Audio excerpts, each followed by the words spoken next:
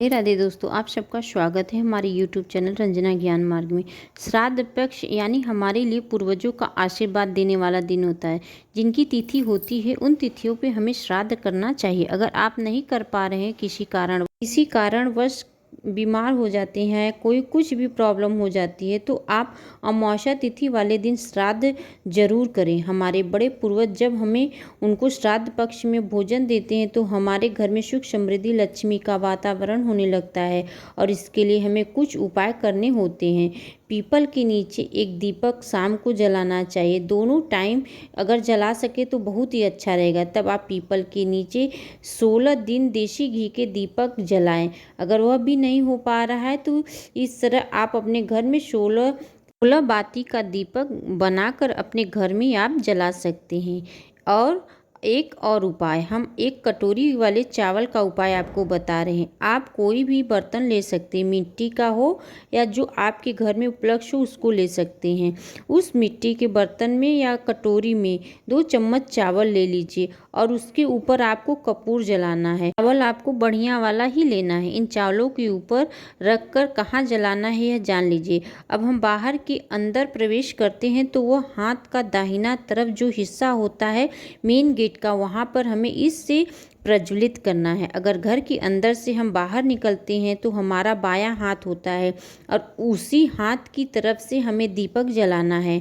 हाथ की कितने बजे जलाना है? दाहिनी हाथ की तरफ से पहले थोड़े से चावल ज़मीन पे डाल दें।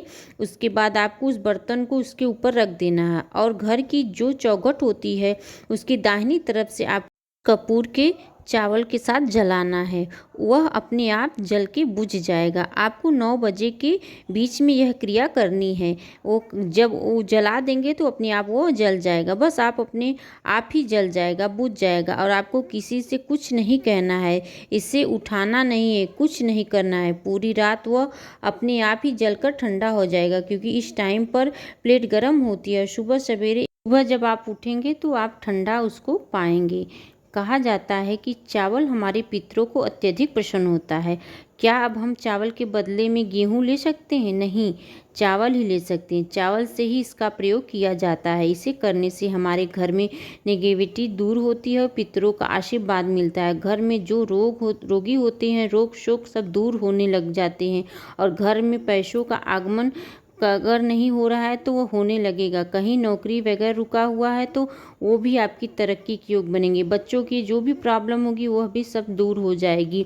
क्योंकि जब तक हमारे ऊपर हमारे पितरों की कृपा नहीं होती, हमारे बड़ों का आशीर्वाद नहीं होता, तब तक हमारे ऊपर कोई भी प्रकार का कुछ भी सुख सुविधा हासिल नहीं हो पाती। ये सभी को पता है। हमारे शास्त्र के अनुसार ये चीज़ें हमारे लिए वो काम करती हैं, किसी वरदान से कम नहीं होती। अचानक हमारा काम बनने लग जाता है। जहाँ बच्चे नहीं हो रहे होते वहाँ बच्चा होने लगता है। जहाँ घर में किसी का शादी विवाह रुका है वहाँ शादी विवाह होने लगेगा। हर कार्य में आपको हर तरफ से यह सफलता मिलेगी।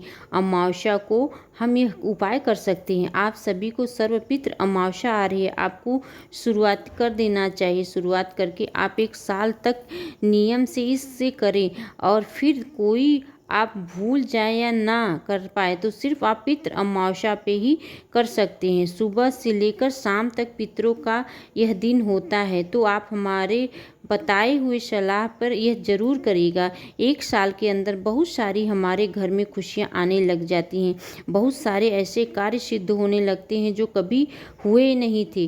तो आप यह देखिए, यह रात भर इस तरह रखा जाएगा और सुबह उठने के बाद हमें इसे इस तरह से उठाना है और जाकर इसे पक्षियों को डाल देना है। जहाँ पर भी आप पक्षी दाना चुगते हैं वहाँ पर ले जाकर इसको डाल दीजिए। अगर पार्क पे रख दीजिए या दीवार के पास रख दीजिए, वहाँ डाल सकते हैं। या फिर कहीं पर भी आप हो जहाँ पक्षी आती हो या छत पे उसको डाल सकते हैं, ताकि चिड़िया आसानी से इसे चुग जाए।